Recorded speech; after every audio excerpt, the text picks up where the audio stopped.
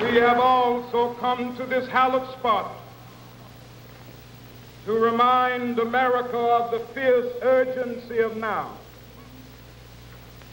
This is no time to engage in the luxury of cooling off or to take the tranquilizing drug of gradualism.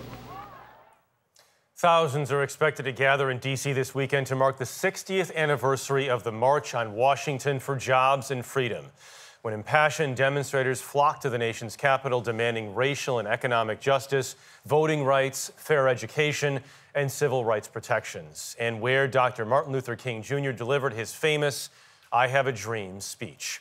Nicole Killian joins us from the Lincoln Memorial, where the events will soon begin. Nicole, good morning. Good morning. Reverend Al Sharpton and Dr. King's son, Martin Luther King III, will headline today's event. We spoke with King about his father's legacy 60 years later and learned more about the inspiration behind his dad's iconic words. I have a dream. My 4 little children will one day live in a nation where they will not be judged by the color of their skin, but by the content of their character. I have a dream today. That was the clarion call which galvanized the nation in 1963 and became etched in modern memory as the preeminent vision for racial justice. A speech like no other today, which moved the crowd to standing ovation. Dr. Martin Luther King Jr. delivered his "I Have a Dream" speech to over 200,000 attendees and audiences nationwide who tuned in to the televised event. But that iconic line and namesake for the speech was not the original plan. An earlier draft was titled "Normalcy, Never Again." What's very distinct from the earlier draft and what we actually see as "I Have a Dream" is it does not contain that final section with the dream peroration. Dr. Vicki Crawford is the director of the Morehouse College Martin Luther King Jr. collection, which is housed at the Robert Woodruff Library. So why don't you think it was in this draft? We know that Dr. King at the March on Washington had a prepared text. And then, of course, the audience was giving him such a great call and response that I guess he felt energized, and we understand that Mahalia Jackson, the gospel singer, was there on the stage, and she said, well, tell him about the dream.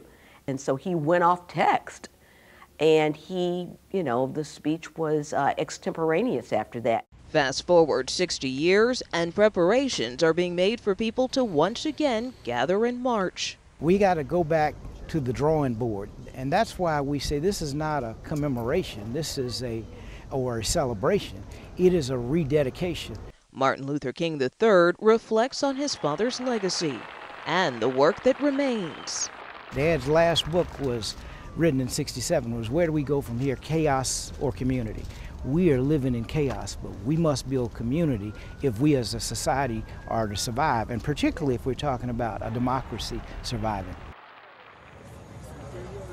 King says he remains concerned about voting rights and the rollback of other measures like the Supreme Court's decision this summer on affirmative action. He and his family are expected to meet with President Biden and Vice President Harris on Monday to commemorate the actual anniversary of the march. Michelle?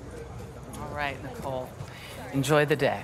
Enjoy the commemoration. I always think of that speech more so for the original portion of it in broken promises of what our founding fathers had promised this nation, of freedom and opportunity. And it's often thought of as the dream looking ahead, but Martin King, he really talked about the obligation of this nation and the promissory note. I like when his son said it's not a celebration, it's a rededication. Rededication. Right. A reminder. Of still how far we have to go as well.